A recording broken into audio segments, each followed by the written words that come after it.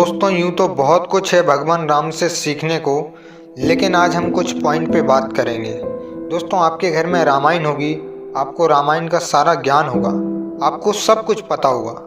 लेकिन दोस्त पता होने से कुछ नहीं होता। आपके पास कितना ज्ञान है, कितना नॉलेज है, इससे कोई फर्क नहीं पड़ता जब तक आप अपने ज्ञान को ज़िंदगी में उतार नहीं रहे। आप उस नॉलेज को अपनी ज़िंदगी में इम्प्लीमेंट नहीं कर रहे तो कोई फ़ायदा नहीं आपके ज्ञान और ज्ञानी होने का। तो आज से इम्प्लीमेंट करना सीखें, जिससे आपका जीवन और अच्छा होगा। तो आइए आज की वीडियो को शुरू करते हैं। तो दोस्तों आज का पहला पॉइंट है, हर परिस्थिति में शांत रहें। दोस्तों भगवान राम हमें सिखाते हैं कि परिस्थिति जैसी भी हो, आपको शांत ही रहना चाहिए। सोच कर देखो, जो कल पूरी दुनिया के राजा बनने वाले थे, लेकिन रात ही रात पूरी तरह ज़िंदगी बदल गई।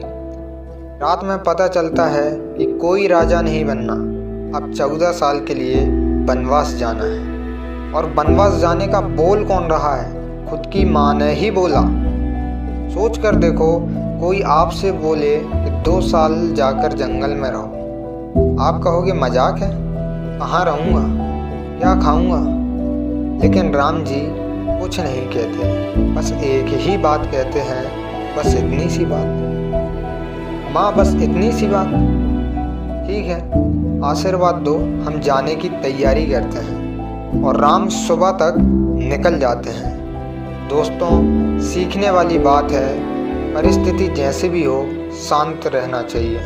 परेशानी आपको आगे बढ़ाने के लिए ही आती है। हो सकता है कि जो आज अच्छा ना लग रहा हो, कल वही प्रॉब्लम आपको ऊपर उठा दे। इसलिए हर परिस्थिति में आप शांत रहना सीखिए।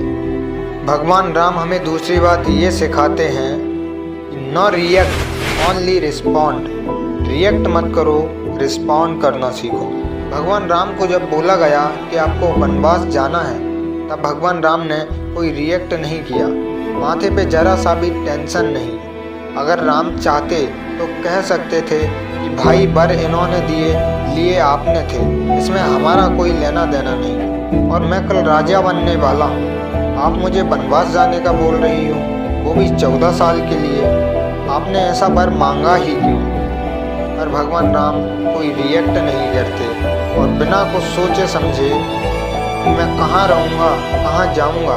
और भाई जंगल जाना मजाक की बात नहीं है। आप सोच कर देखो कि उस टाइम के जंगल कैसे होते होंगे, लेकिन बिना कुछ सोचे समझे तैयार हो जाते हैं जाने के लिए। ये हैं हमारे भगवान श्री राम। रिएक्ट नहीं किया, रिस्पॉन्ड किया।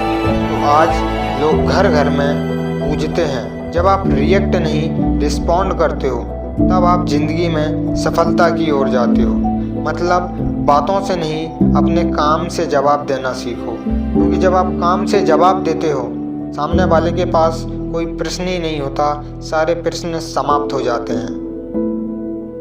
भगवान राम तीसरी चीज़ हमें सिखाते हैं, पॉजिटिव थिंकिंग। जी हाँ दोस्तों, जब रावण माँ सीता जी को लेकर गया, भगवान राम चाहते तो हनुमान जी से बोलकर आराम से माँ सीता को वापस लाने का कह सकते थे। और हनुमान जी इतने शक्तिशाली थे कि पूरी लंका में उन्होंने आग लगा दिया था। वो माँ सीता को आराम से लेकर आ सकते थे, लेकिन राम जी की सोच देखिए, ऐसा कुछ नहीं किया, बल्कि मौका दे रहे हैं कि भाई सुधर जा, अपनी गलती को मान ले और माँ सीता को सम्मान सहित मेरे पास वापस लेकर आ जा। जब माँ वनवास जाने का कह रही थी, तो माँ से कहते हैं, माँ मैंने ज़रूर कोई पुण्य किए हैं जो मुझे आपके और पिताजी के वचनों का पालन करने का मौका मिल रहा है। और माँ कहती हैं कि मैं चाहती हूँ कि भरत राजा बने।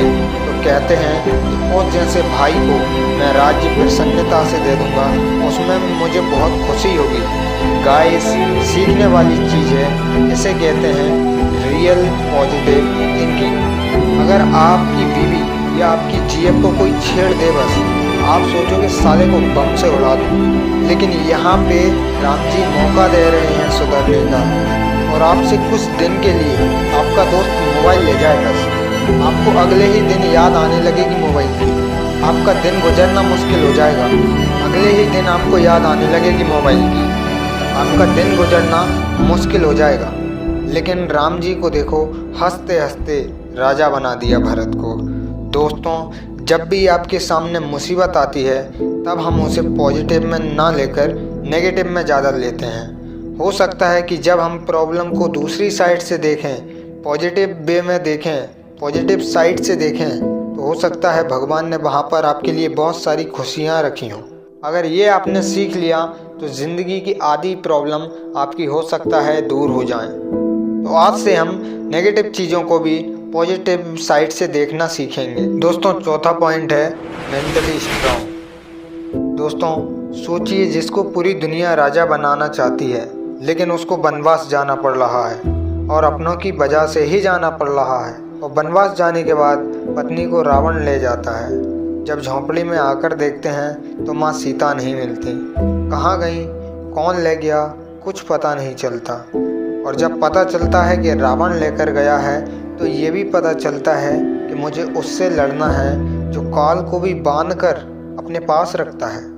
और राम जी के पास कोई सेना नहीं होती लड़ने के लिए, लंका में जाने के लिए कोई रास्ता नहीं होता। सोच कर देखो, जिसके पास इतनी मुसीबतें हैं फिर भी वो शांत है, वो व्यक्ति मेंटली कितना डिस्टर्ब होना चाहिए। लेकिन फिर भी राम जी मन को अशांत नहीं होने देते।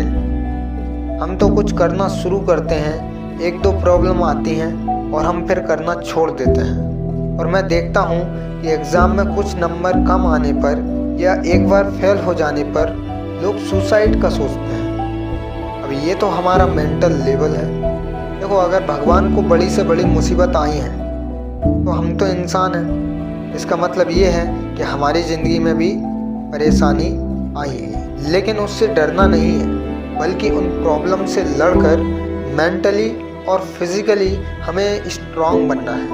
क्योंकि जब तक ज़िंदगी है तब तक प्रॉब्लम है। और ज़िंदगी में जब भी परेशान रहो, अपनी प्रॉब्लम को रिलेट करना इनसे, आपको अपनी प्रॉब्लम बहुत छोटी लगेगी। तो आज से मेंटली स्ट्रांग बनो। और दोस्त, पांचवा पॉइंट है कि कभी अहंकार ना करें। अगर देखा जाए तो भगवान राम के पास सब था, पैसा, महल, शक्ति, सुंदरता, बल, बुद्धि पूरी तरह से परिपूर्ण थे। लेकिन कभी भी अपने मन में अहंकार नहीं आने दिया, कभी भी अपनी शक्तियों का दुरुपयोग नहीं किया। कभी ये नहीं कहा कि मेरे पास ये है, लेकिन हमारे पास तो थोड़ा पैसा आ जाए, हमारे पास तो बस थोड़ी सी सक्सेस आ जाए, हम उसे भी भूल जाते हैं जिसने हमारी बुरे वक्त में मदद करी है। चाहे वो इंसान हो या भगवान, हम सब भूल जाते हैं। और कुछ लोगों को अपने खूबसूरती पर घमंड रहता है कि हम कितने खूबसूरत हैं, क्योंकि वो भूल जाते हैं कि ये वैसे भी एक ना एक दिन ख़त्म हो जानी है। और वैसे भी ये तो ऊपर वाले की देन है, ऊपर वाले की कृपा है। इसमें हमारा क्या है जिसमें हम घमंड करते हैं। दोस्तों, आज जो भी आपके पास है बस ये सोचना कि ऊपर वाले की ही देन है। दोस्तों, आज जो भी आपके पास है बस ये सोच कर चलना कि मेरा कुछ नहीं, मैंने कुछ नहीं किया, जो भी है सब राम की कृपा है। अहंकार आपको कभी महान नहीं बनाता, इसलिए कभी अहंकार ना करें। तो दोस्तों, ये थी कुछ बातें भगवान राम से सीखने को। मैं फिर कहता हूँ, सबको सब कुछ पता है, लेकिन दोस्त, पता होने से कुछ नहीं होता। आपका ज्ञान तभी आपके काम का है जब तक आप उसे अपनी ज़िंदगी में उतार रहे हो। अगर आप सीख करके अपनी ज़िंदगी में बदलाव नहीं कर रहे तो आपका नॉलेज उस गाड़ी की तरह है जो चल तो सकती है पर उसमें पेट्रोल नहीं। तो आज से सीख करके अपनी ज़िंदगी में उतारो। आज जिन पॉइंट पर हमने बात करी है, अगर आप ये लाइफ में उतार पाए तो आपकी ज़िंदगी बहुत सरल और आसान हो जाएगी। वीडियो अच्छी लगी हो तो लाइक करें और ऐसी और वीडियो देखने के लिए चैनल सब्सक्राइब करें। मिलते हैं किसी अगले टॉपिक को लेकर, तब तक के लिए जय श्री राम।